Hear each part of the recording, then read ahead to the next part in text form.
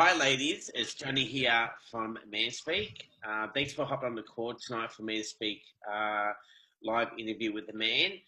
Tonight's call isn't actually live.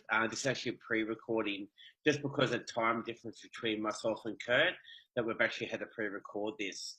But in saying that as well, if you have any questions while you're listening to the recording, please comment below and I'll definitely be chatting to Kurt after tonight's call has been viewed and around the questions that you've been asking for the call. Also, as I say every time on a Man Speak interview with a man, just respect the man's space tonight. Like Kurt's given his time out to be interviewed, and he might be talking about a few things that might be vulnerable to him, and just kind of respect that space as well. Just to give you a bit of a background behind Kurt, or Kirk Wilson, should I say. Kurt is currently a e-learning specialist. He's been in the industry for about 16 years, but he's recently just started a career in change coaching. But what I'm really curious to talk to Kurt about tonight is around a man's view around relationships. Kurt's actually been divorced once before, which the marriage only lasted 11 months. His ex-wife actually suffered from miscarriage during the marriage as well. So, and he's actually shared with me that the relationship was also a toxic one as well. So during being divorced, Kurt actually let me know as well that he actually discovered what it meant to be himself during the divorce. So without further ado, I'd like to introduce Kurt onto the Man Speak interview with the man. And thank you for sharing his time with us tonight. So welcome, Kurt. Hey, how are you? Thank you so much for having me, Johnny. I really, really appreciate the opportunity to come on to Manspeak and offer a man's point of view on relationships and everything that comes with that. Yeah, awesome. No, thank you for your time. So like I've just explained today, is a little bit about yourself and background. Just share a little bit more around your journey so far, in the relationship that I was spoken about earlier. Yeah, so basically, my experience with relationships is that I was always trying to be a fixer. I think that's just comes with being a man, that if there's a problem, we want to fix it, that we are willing to sacrifice elements of ourselves. And I'm not saying just men. I think people in general in relationships try to make them work. And we've all been told that relationships are work. But what I come to discover is that they don't have to be that kind of work. I think there's a difference between working for your relationships and having to work at your relationship. I mean, if you're working at your relationship, you have to kind of step back and think, what am I working for? What am I really putting all of my energy into? Yeah. And as you mentioned, I went through a divorce, and it wasn't a messy divorce. There were no children. Unfortunately, my wife and I did suffer a miscarriage, and that was probably the tipping point where our relationship ended up just sliding a lot more rapidly down the drain, as it were. Yeah. And like you said, from that, I was able to learn more about how to be myself. And I think quite often for myself, and I don't know if this happens to many other men, I'm sure I can't be alone, is that we try so hard to be everything to this person. Yeah. And when we pour ourselves into this and into what we think should be the perfect relationship, and we get stuck in the stories of you need to have 2.5 kids and a picket fence and a this and a that, and we're all racing towards this one goal that we think is going to make us happy, but the whole time along we think, I'll sacrifice this element or this part of myself or this part of myself in the idea of the better good. But the better good is being whittled away the entire time as you sacrifice elements of yourself and you lose yourself. Yeah. And that's what happened to me in my previous relationship that ended in divorce, is that I lost myself. So you were married for 11 months. So I'm sorry, just hearing someone say that is like, wow, is that a marriage? Is that really a marriage? Box of cereals last longer than that, but I know, right? No, that's okay. So how long were you with your ex-wife before you got married? Like, Okay, so it was really a bizarre kind of situation. And this is where, as you mentioned earlier, that when I say toxic, I don't mean that we were at each other's throats. It was always in the things that we didn't say. And we met shortly after my father passed away, and I met her like a week after her father passed away. I actually got to meet her father. And just again, going back to environment and who you are when you meet that person, we were both in dark places and we became codependent, I think, in our grief. And it was an association of you understand what it's like to feel what I'm feeling. yeah, And the problem that it was good. We were able to help each other through things, but the circumstances in which we got into that relationship was, let's say, not optimal. It's like meeting someone at the club and going, wow, I'm only meeting guys that drink a lot. Well, take a look at where you're meeting them, you yeah, know, and so, or women, either or, right? And so for me, I was with my ex-wife for 3 years before we got married. yeah. And I think all the way along, what we were doing is that we were the trailblazers of our friendship group. So we were the first ones to buy a house. We Wow. were the first ones to get to buy the second house, to have the two full-time jobs. And what we were doing is that we were keeping up with a story and a belief that if we just got this, we would be happy. If we would just get this, and everything that we were focusing on was external. It wasn't internal, and it wasn't our relationship.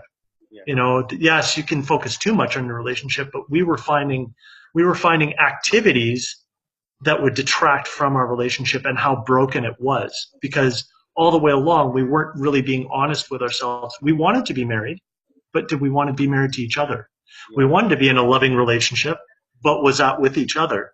We were just, I think, filling a need that each other had, but we weren't the person that that person needed in their life. Okay. Thanks for sharing that, by the way. That's I really appreciate that. Thank you for sharing that part. Yeah, thanks. Um, was it the tipping point? Now, maybe you spoke about at the start of the call about the miscarriage. Was that the tipping point to the marriage ending? I think we were both emotionally spent before that. I think both of us were slowly checking out. And again, this sounds terrible to say, and it does hurt me to say it. But I think what happened was we were looking for a new project. We had bought a house together. We had bought a second property together. We had been focusing on renovation of one of the houses. And when we got done with those projects, like, well, now what do we do? Well, I guess it's time to have a child because that's the next evolutionary thing to Yeah, do. yeah. And It's that whole dream, isn't it? You got the house and you got the full time jobs. The next thing, yeah, it's just inevitable. We've got to have kids. Yeah, yeah, we have to have kids yeah, because yeah, what else? What or what? And this is, I think, comes back to the question of why you're in the relationship with this person. You see a path together, but I think our paths were running parallel, but they weren't intertwining. And so we both at the time wanted kids. Should we have had kids together? Probably not. And so when the miscarriage happened, we found out 6 months in, which was really traumatic because they had to do what's called a D&C. So they actually have to physically go in and remove the baby because and my ex-wife, I was so hurting for her yeah, because she wanted children so bad, and they actually physically had to go in and take this baby out. And I think getting back to the tipping point, I think we were so emotionally spent with trying to figure out how we could make something work that was essentially breaking. This was kind of like the point where we had to look at each other and go, this isn't it. This isn't it. You know, and we tried to be there for each other, but I think it just highlighted how far apart we were it's amazing. in Not in just where we were. such an emotional time too, isn't it? Like that's like I can't. I can't imagine that. You know, I'm a dad. A single dad of two kids. I just can't imagine that happening. But you had it's such an emotional time, isn't it? And correct me if I'm wrong here, but like you said, you were so emotionally spent that you didn't have anything left for each other to kind of comfort each other. Was that exactly what happened? Yeah, and I think the way we were grieving was very different. I mean, I think the way in which we um, were trying to deal with it, I think we both self-medicated with alcohol. I think we both couldn't really talk to each other about it, and again, that highlighted the fact that the relationship wasn't working Okay. because at that point I think, if we were in a healthy relationship, we probably would have gelled together a little bit more.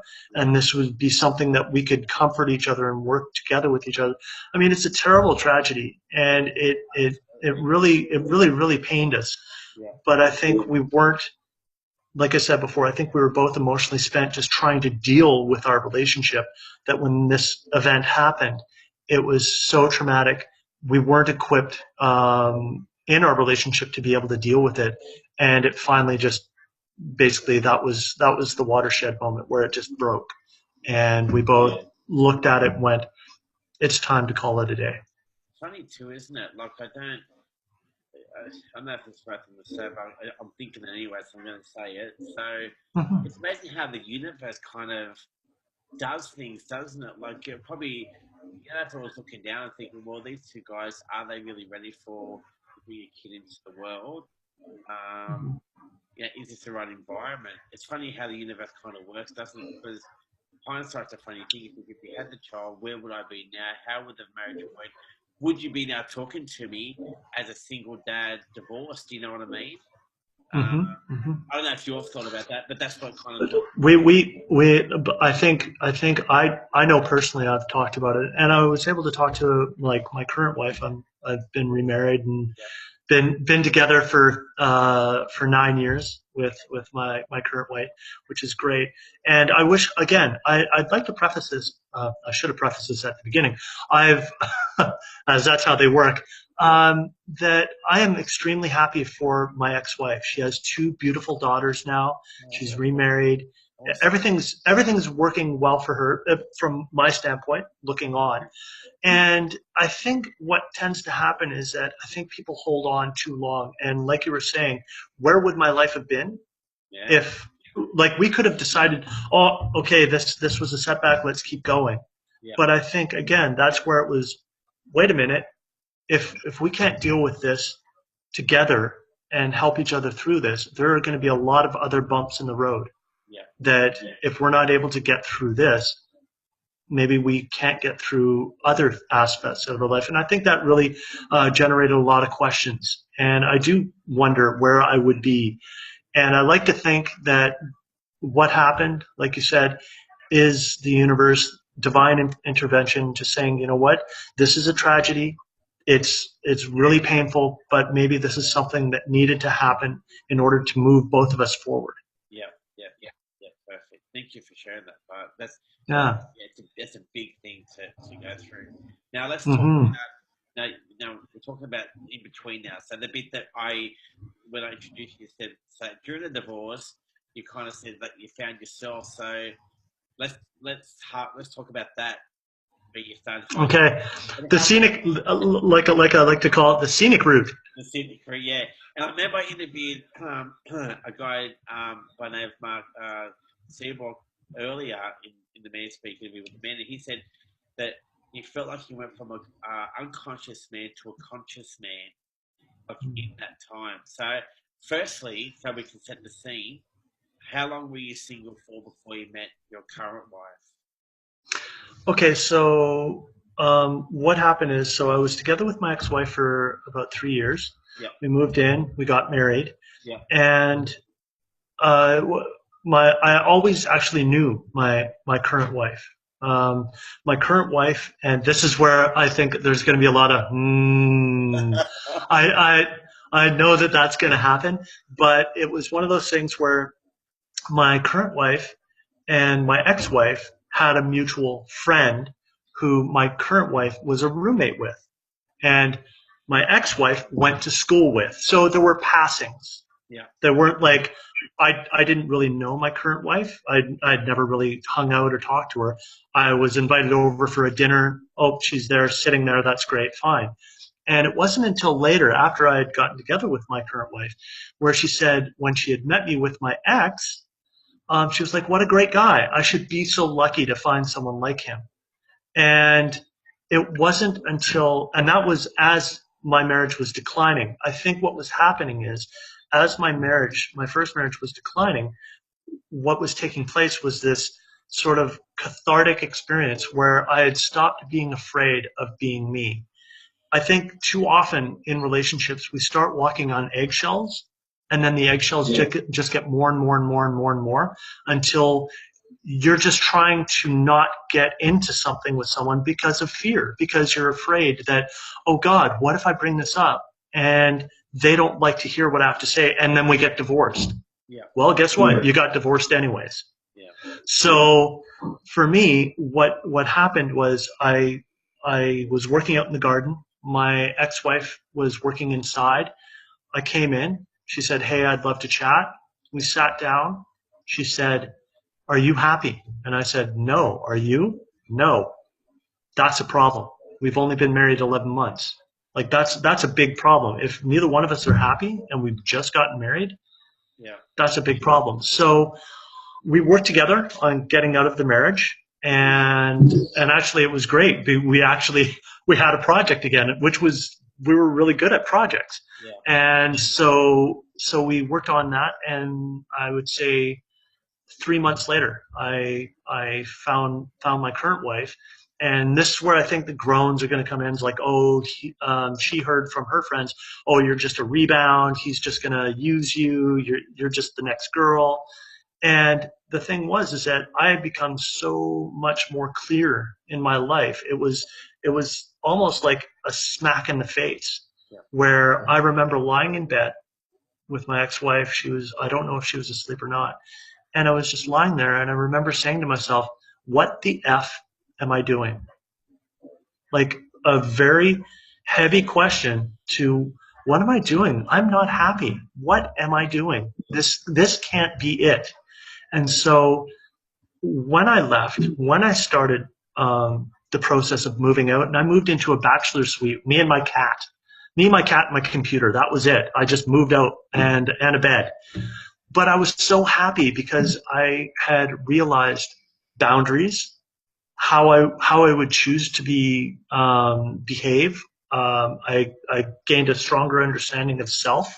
Yeah. I started, and this is one thing that I would encourage anybody going through a divorce: figure out something that you love and go and do it.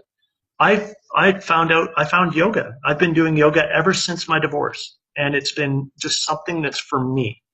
And I think too often we're afraid to be selfish, and we're afraid. The one thing I sorry to stop you, but the one thing I like No, go. what you spoke about is, I don't think the ladies, like, we're not on live call tonight, but I think a lot of ladies should relate to what you were, how it ended, because look, in my journey as well, I've come to realize that when a woman leaves a man, I've spoken to a lot of women about this, and I've had more than not agree with me, that women think about leaving a man at least 6 months before they leave him. But they start to disconnect emotionally at least 6 months before the marriage ends. And then there'll be this one, it's like a dripping tap, and then one time they go, you know what? What am I doing? What am I doing? So for you, you were kind of, or you were both at that point, go, well, what are we doing here? So no one should be judging, not saying they are, but no one should be judging if it was a 3 month thing, because you were emotionally detached anyway. Because more than not, when guys get left, and they're still in love with their partner, that's the struggling part. That's when a guy, if he is with a girl, then after that, then it is kind of a rebound, because it's an ego boost. They've got to feel good about themselves or whatever. Yes, that can be understood as a rebound type of a situation. But for you and your ex-wife, you were both emotionally detached anyway. So your heart was kind of open already to meet somebody. Am I wrong or right when I say something like that? Yeah, 100%. I think I think the thing is that when you start detaching, you're already preparing yourself. Yeah. And for me, it was that realization, that conversation. And I remember me asking my ex-wife, like, are we done? Yeah. Like, this is it. There's no reconciliation. We're not coming back. We're not going to review this a month from now, 2 months from now. We're done. Yeah. And she said, yeah. And I was like, good. Okay, that's fine. That's clear. That's clear. That's fine. Yeah. Now, what's next? Yeah. And I think what tends to happen is that people are so worried, and this is where we went through therapy. We went through therapy after the miscarriage. We were in therapy before. And it wasn't until, again, I kind of got to the what the F Yeah. situation as I was lying in bed, but it sort of started percolating before that, where I started asking myself, okay, what exactly are you fighting for? We're going to therapy to try and save something. But what are we trying to save? We're trying to save a dysfunctional marriage in which we aren't able to communicate. And yes, we're going to therapy to learn how to communicate better. Yeah. But ultimately, it's like, this is going to be a really, really nasty analogy. And I feel like I'm going to get the woo. It's like going into your backyard and looking at that burned out Pinto Yeah. and going, I'm going to fix that up. Well, you're going to put that much work into something that's actually not even going to be really what you want. And I don't feel like there's any shame in wanting to be happy. And I think too often everybody is so quick to throw on the martyr hat and say, well, I'm sacrificing my happiness for the good of the marriage, for the good of the kids, for the good of blank. But when they look inside and they're not happy, then the relationship isn't happy because you come home, you're in a crappy mood and you snap at your kids and you talk down to your wife. How is that healthy? How is that good? And I think just coming to that realization that it's okay to be selfish, okay to want to be happy. Yeah. There's nothing wrong with that. Not with that at all. Because at the end of the day, if you're going to come home and you're going to be like that to your wife in front of kids, then you're actually teaching the belief in front with those kids that, hey, this must be how a marriage works. You must argue all the time, or you must walk out and have a break or something. So yeah, I think it's we all deserve to be happy. You know what I mean? I don't think anybody's judging anybody on how they go about it. So yeah, Yeah. good on you. I also wanted to throw in there one of the other things that I did. I read a book that I thought was just perfect, and I would like to offer that out. Yeah. It's from Debbie Ford, and it's called Spiritual Divorce.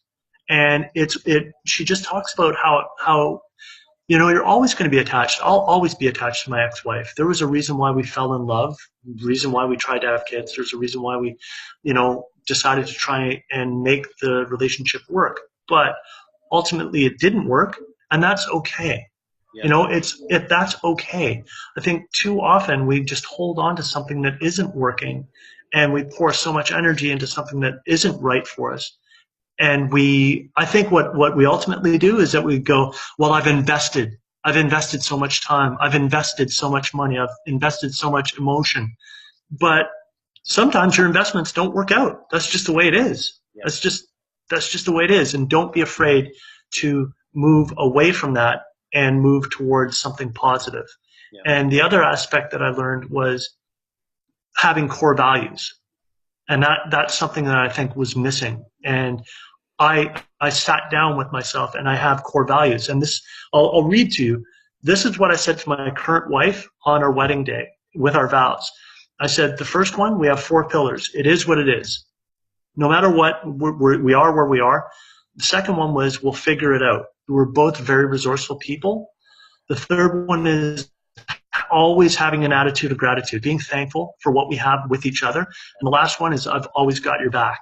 And having that with my wife currently, even if I know she's wrong, even if I know we're going down the wrong path, and vice versa, we back each other 100%. And having that person in your corner and knowing that person's in your corner makes all the difference in the world. Yeah, wow. Well, they're good core values, by the way. I like it. Thanks. No, that's awesome. So, I suppose, and that probably answers my next question that was in my head. When it came to your second marriage, what did you learn differently? I suppose the core values basically show that, don't they? That had that into your head when you came into Yeah. the relationship. Yeah. Yeah, definitely. And I think the other thing is self-worth and self-respect. I think too many times we subjugate ourselves. We again put on the martyr hat. We make excuses. I can't tell you how many excuses I made for my ex-wife and her behavior. Now, am I dumping everything on her? No. But if she didn't feel like going out and seeing my mom, or if she didn't feel like hanging out with our friends, she would say, "Oh, she's had a hard day." So I'd be calling our friends saying, "She's had a really rough day," and instead of just going, "Okay, you can't go out. I'm heading out. I'm going to go do my thing." Yeah, That idea that we make excuses for other people's behavior because they're not able to stand up in themselves and say, "I don't want to see your mom. I don't like hanging out with her." Okay, fine. Now I know. Now we can go beyond that instead of running around saying, "Well, I'm feeling kind of sick," or "I'm really tired," or whatever. And so I think one of the things for me is getting that understanding of self-respect, self-esteem, and being honest with the other person. Like it sounds so funny because people go, "I want you to be honest with me. I want you to tell me what you think." Do you yeah. want me to tell you what you think, or do you want me to tell you what you want to hear? And like you said, Right? like you said before, it's not, you're not walking on eggshells, are you? You're not No. walking on eggshells. So if you look at yourself now, if you the, the Kurt you might say, if you went back to the Kurt during that marriage, what would be the one thing that you would tell that Kurt right at that time? Um, Stop being afraid. Okay. I think really what ultimately happened for me is that fear of being alone, that fear, and this coincides with walking on eggshells and losing self-respect and losing self-esteem, is that you start to realize this, whether it's in a job, a relationship, whatever, friendships, you start to think, oh, if I'm not in this relationship, who am I? Yeah. Will anybody else love me? Will anybody else want to be with me? Who would want to be with a guy who can't do this? Who will want to be with a guy that isn't like this? And what I found is that I tried to make this relationship, going back to the problem solving, I tried to make this relationship work and work like really hard at trying to make the relationship work, is that I started losing bits of myself. Oh, you need that? Oh, I'll go get that. And so my ex-wife started, I could see it, and I would too. I started losing respect in her eyes because I would run out to get that cheeseburger that she really wanted at 1 in the morning, or I would do the dishes so she didn't have to, or I'd make the meals. And I tried to make life easier for that person. But in making that life easier, she lost respect for me. Yeah. I started losing respect for myself. And it became toxic because you're not doing things out of intention. You're not doing things because you want to do them. You're doing them because you think you have to do them. Yeah. And that's what maintenance and that's what work is. You have to work on your marriage. I heard a great quote from a comedian of all things where he said, he thought you want to find someone who can't live without you. And he said, that's not the deal. You want to find someone who has absolutely no need for you in their life, but chooses to be with you because they love you. Yeah. That choice of wanting to be with that person instead of feeling like you have to be with that person. Yeah, it's amazing too what you said. That's good. That's a good way of looking at it too. And as you were talking, what I was thinking too, you were saying about the whole fear and that you got how much pressure is on yourself, how much pressure you put on yourself. Like that would be draining in itself with all that pressure that, oh my God, if I don't go out at 1 o'clock in the morning to get that cheeseburger, that might be the tipping point where she might leave, or if I'll do the dishes, so I will keep the peace. And So we don't have a fight. oh, that would be, you just draining. And like you said, from a woman's point of view, um, that would be, I suppose you demasculate yourself as a man. But, and I've said this to women on the Man Speak group as well in previous posts, that also a guy is attracted to a woman who has some interest outside the relationship as well. Mm. She enjoys AK, like you said, yoga, or go see the girlfriends, or likes to go to the park and read a book, something simple. because that puts so much pressure on us as well. If that woman Mm. invested all their relationship onto us, again, that's a lot of pressure on the man as well. Hmm. Do you Yeah. agree with that part, or what's your thought? I totally agree with that, and I couldn't agree more with that. I think what tends to happen is that when you get into this relationship, and we've all heard the honeymoon phase, where we're two little rabbits when we get together. Yeah, It's like, oh my God, you're so amazing, you're so this, you're so that. Oh, I can't imagine not being around you all the time, yeah, and having sex lots, and you're just everything. And then what happens is that you settle into a routine a little bit, and you start foregoing the things you love to do, like cycling or going to poetry readings. Well, my boyfriend, he's not big into that, so I won't do that anymore. Or yeah, I don't do that because I want to spend more time with him. But the thing is, and this I've actually used this for myself, is I'll get a series of glasses and I'll write on the tape, okay, extracurricular activities like hobbies, relationship, me time, this, that, and the other. And I take a pitcher of water and I'll pour water into the things that I think I'm spending more time on. And yeah, it's a really great visualization for me to go, holy crap, all I'm doing is pouring all my time into work or relationships yeah, or this or not my health. And I think it's natural. It's natural because we want to prove to the world or prove to ourselves that this person is so in tune with us and they're so in line with us. But when you start losing aspects of yourself, you also start losing aspects of the reason why you're with that person. yeah, If it, you know what I mean, like yeah, if I fell in love with my wife because my wife, my current wife, is an opera singer, and I love the fact that she sings, and she's now a coach and a voice and visibility coach, and I love that about her. Now, if she stopped doing that, would I still love her?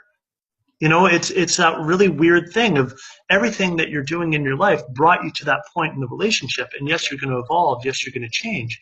yeah, But those core things that make that person them, I don't want to see that go.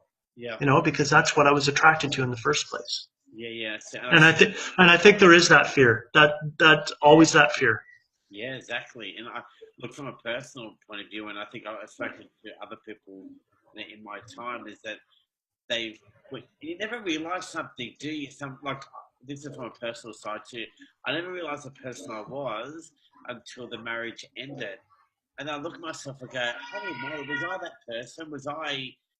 How did I become that person? How did I? How did I become? I wouldn't the big term, but I wouldn't say a puppy dog. But how did I become that person who goes to gets the burger at 1 o'clock in the morning or something like that? How Yeah. become that person? Then from that, you do become a different person the second time around, and Hmm. you do think to yourself, Hmm. well, who really am I? And things like that. So Hmm. it's so easy to fall into that trap. Look, I. I'll put my hand right up here to say now I became that person myself, and I'm sure there's other men who have done that as well.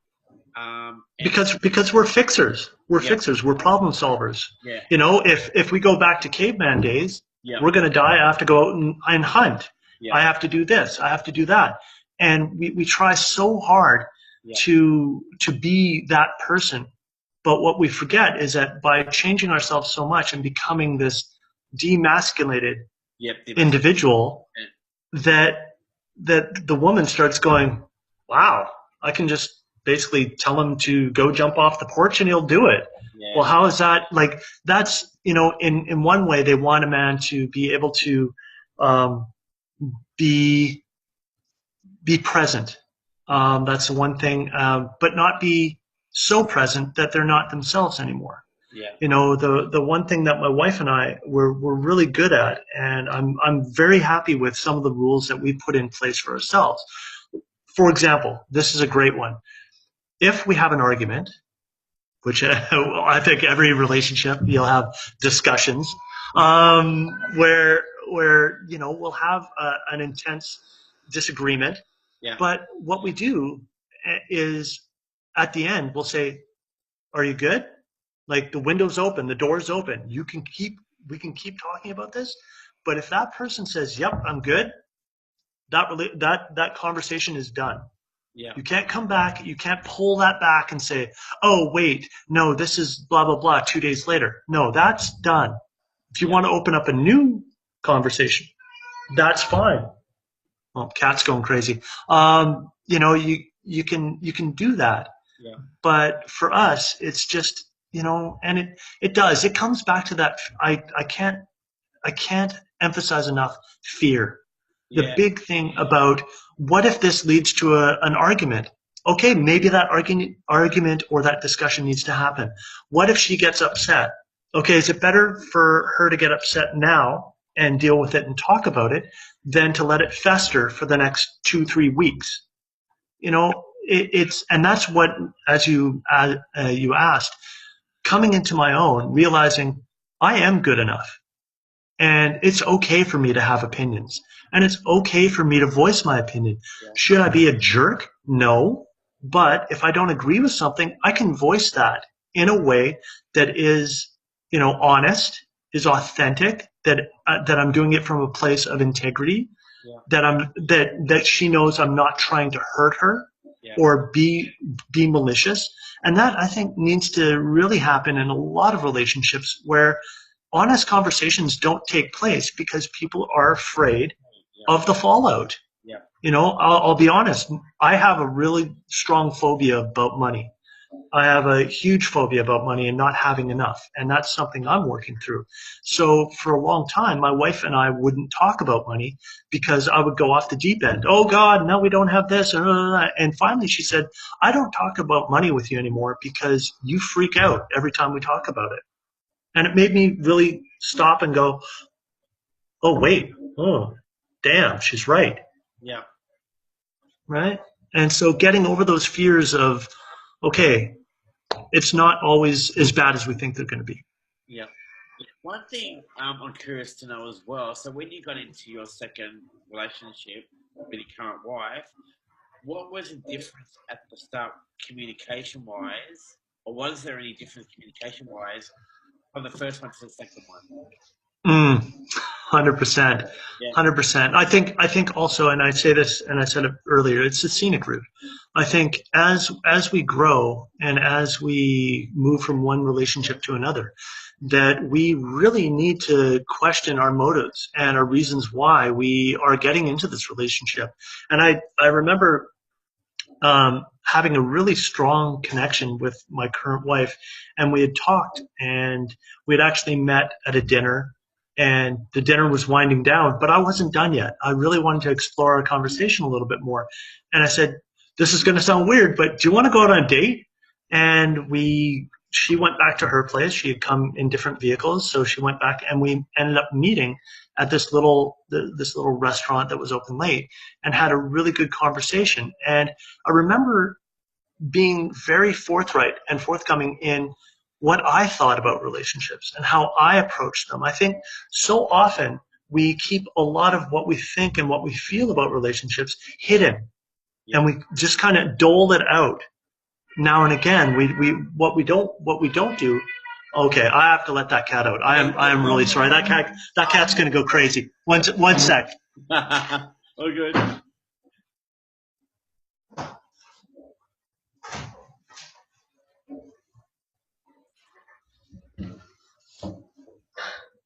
Apologies.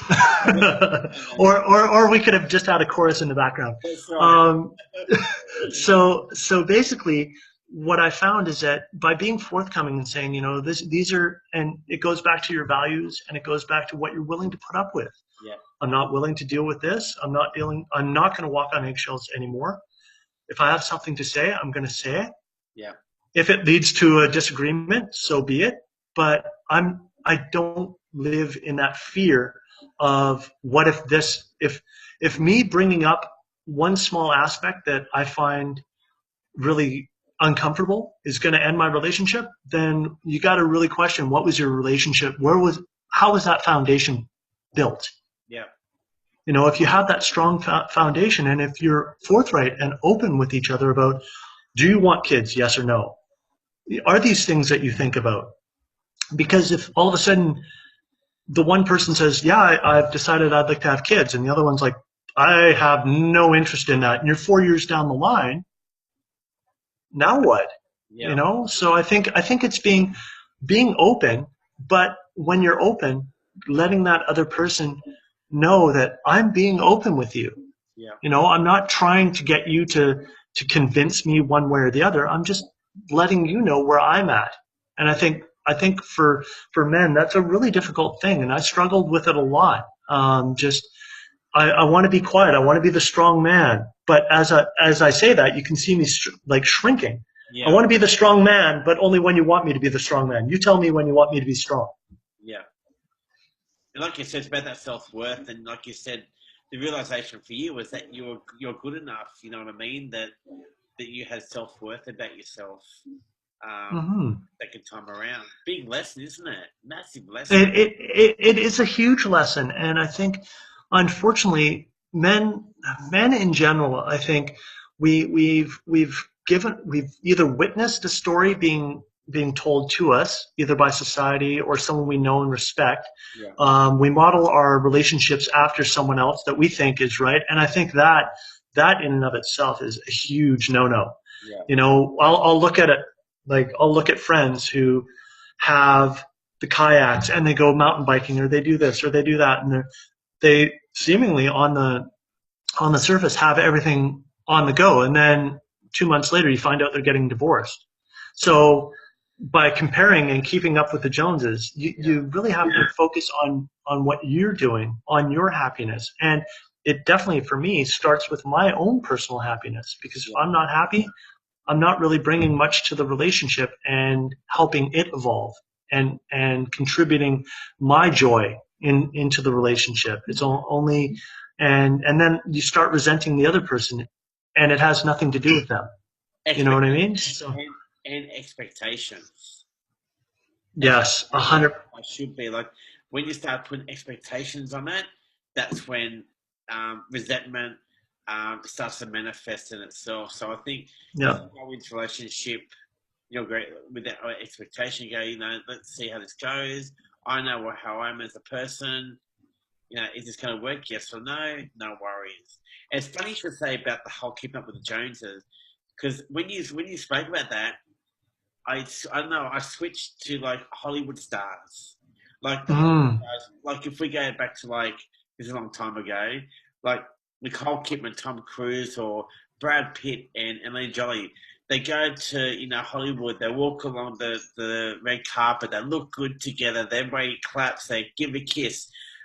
2 weeks later, they come out separation and go, oh my God, but they look so good together, because you don't see what's under the surface. Perfect example, isn't it, really? Yeah, Yeah. 100%, It a just hundred feels like, percent. I think we do that so much because what we've told ourselves is happiness is the 2.5, is the house, is the this, is the that. And again, what happened with me and my ex-wife is that we wanted elements of that. We wanted certain things in our life, but we didn't really want that together. yeah, I think we thought we did, yeah, and we thought, oh, this will make us happy, and that's the thing. We were always looking externally for our happiness yeah, and trying to get the project that would make us happy. Oh, if we just got a house, then we'd be happy. If we just got another car, we'd be happy. If we bought another house, we'd be happy. If we have a kid, that'll make us happy. yeah, But ultimately, when we dissected our relationship, essentially we had commonalities, yeah, things that we enjoyed individually together, like we both loved live music and going out. However, is that something you base your relationship on? yeah, Like if you like what is it? And that's why I think being so open and forthright with someone that you care about yeah, is so important. And if you're afraid to do that, you really have to question your relationship. If you can't be open and honest and let the chips fall where they may, as it were, then really what's going on in your relationship? Is that the right relationship for you? Is that the right person to be with? yeah, If you're marginalizing yourself, if you're putting yourself in a position where you don't feel heard, if you don't feel supported, that's a problem. And I think too often we don't want to ask those questions because we're afraid where it might lead. which leads to uncertainty, which leads to fear, where we're like, oh God, is this the end? Maybe it's not the end. Maybe it's a new beginning. Yeah, I think, yeah, it, perfectly. I think you need to reframe it as well. You know what I mean? Just reframe. You know, it can be a new beginning instead of thinking, "Oh, it's just going to be end." Oh my God, we've got to, you know, financially we've got to go halves or whatever now. You know, the kids side of it, we've got to start to look at that. But I think, look, I might be wrong by saying this, but I feel like the previous generations have led to where we are now. And if this generation here, us or next generation, have this mentality, I feel that the divorce rate is going to be less and less and less, and there's going to be less broken families because we're getting into the relationship or the marriage for the right reasons, not the wrong reasons. Because before this, all we've thought about is, oh, it doesn't matter how bad we are or how much we hate each other. We've got to stay till the kids are 16, the kids are 18, until we get that second house, until we get another car. We've still got to stay together. But if we can change it now, imagine in 20 or 30 years' time, the divorce rate that would be less. Do you know? Does that make sense? Yeah, I think really again it comes to honesty. Yeah, Honesty really with yourself first, and then honesty with your partner, because too often we cling. I think when we're grasping and clinging so very hard to something that might be tailing off or might be ending, we think, how can we fix this? How do we? And I'm not saying, oh, you get to a tough patch and you just throw in the towel. No, that's not it. But you really have to question what you're fighting for. What is it about your relationship that is there? And I agree with you. I think if we become more aware, I think there's that self-awareness, but I think there's also that relationship awareness yeah, and that relationship understanding and that relationship, that ability to see it as its own entity. yeah, You know, you're both pouring yourselves into this relationship, but are you pouring a little bit too much? Are you not putting enough in? You really have to look at it as a new entity and a new being that does require work, does require maintenance, but it can't be the end all be all. It can't take over your life so that now you don't even know what you're doing. All you have is a relationship. And I think that's where a lot of people get into trouble, yeah, is very that they pour everything into that. And then there's nothing left on either side. And they go, well, who the heck am I if I'm not with you? yeah. That's dangerous too, isn't it? It just kind of that's where, unfortunately, that's where depression comes into it, doesn't it? Because they don't know how to do anything else. Then they from the depression they'll start getting anxiety. Oh my God, what am I going to do for the future now? Am I going to find somebody? Maybe, and that's where the rebound thing happens. Like we Mm-hmm. before, like that's where rebound happens. Oh, if I meet somebody, I'll be worthy of it, and that's when they get into a relationship and they go, oh, what am I doing? You know what I mean? So it's Yeah, it takes, and I couldn't also overemphasize enough. Find something that is you, that's you and you alone.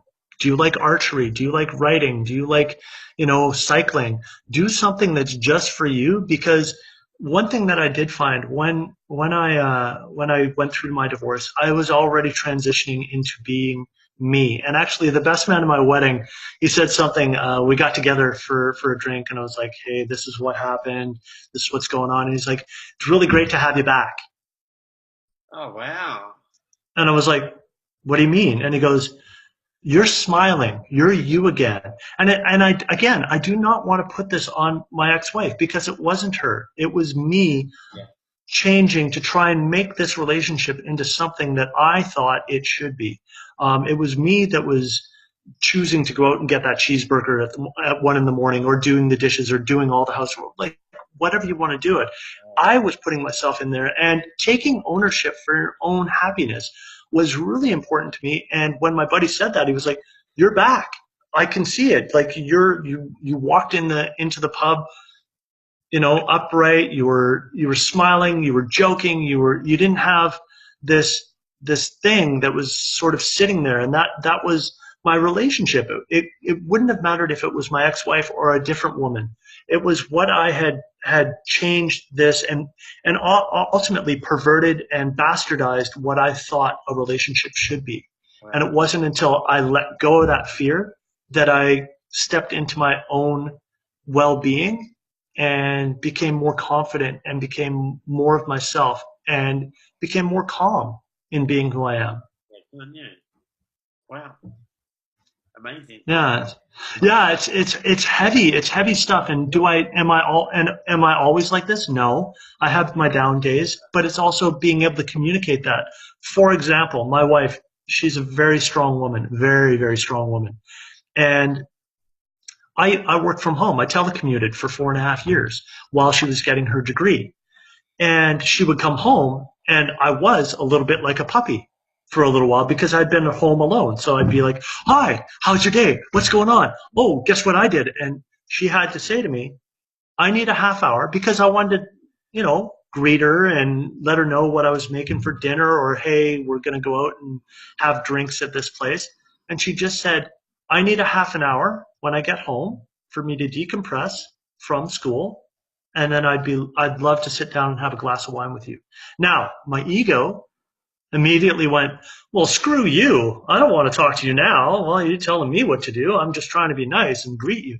But because our relationship was at that point where she knew it was safe to tell me what she needed and how she needed it, I was able to go, "Oh, okay, great. I will now go and decant the bottle of wine as she decompresses." And is that me being a puppy? No, that's me respecting someone's boundaries and someone's space. It definitely is. 100% it is. Yeah, definitely. You're definitely doing that. Big lesson, isn't it? I can see that.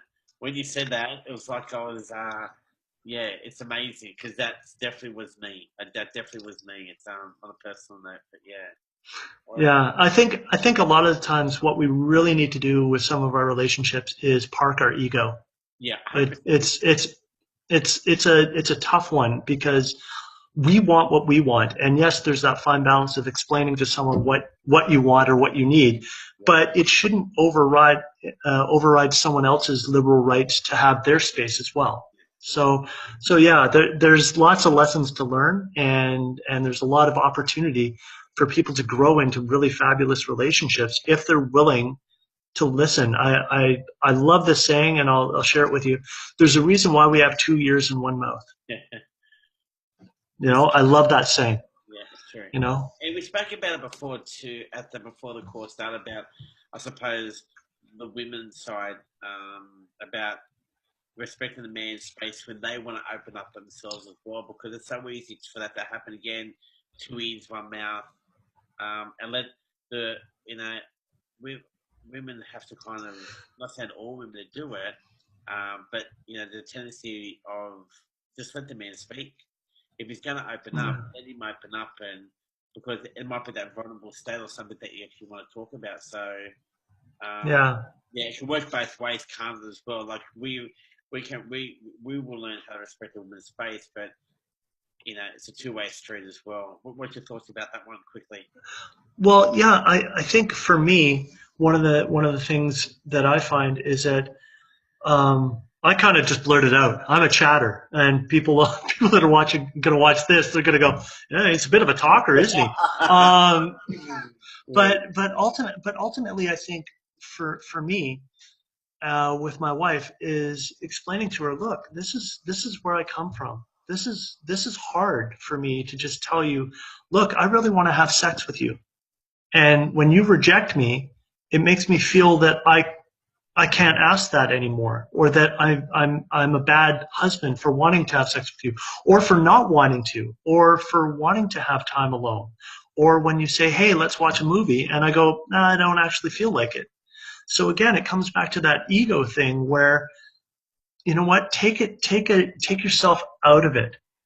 Take yourself out of it and look at this person as just someone who is opening up. And it's scary. It's scary. Like for me, it's really scary to talk about some things with my wife, and just to let her know that, I'm stepping outside of my comfort zone, and I really need you to respect the fact that I'm about to talk about some stuff that I don't feel comfortable talking about with anybody. And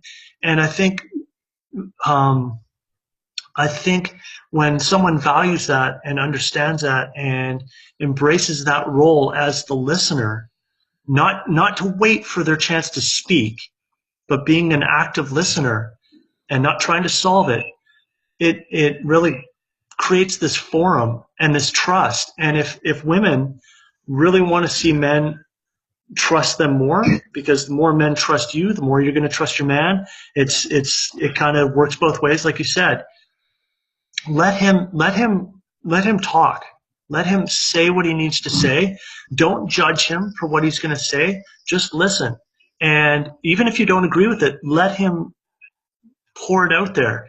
And the worst thing is, in my opinion, is to interrupt and to go, oh, well, you should just do this.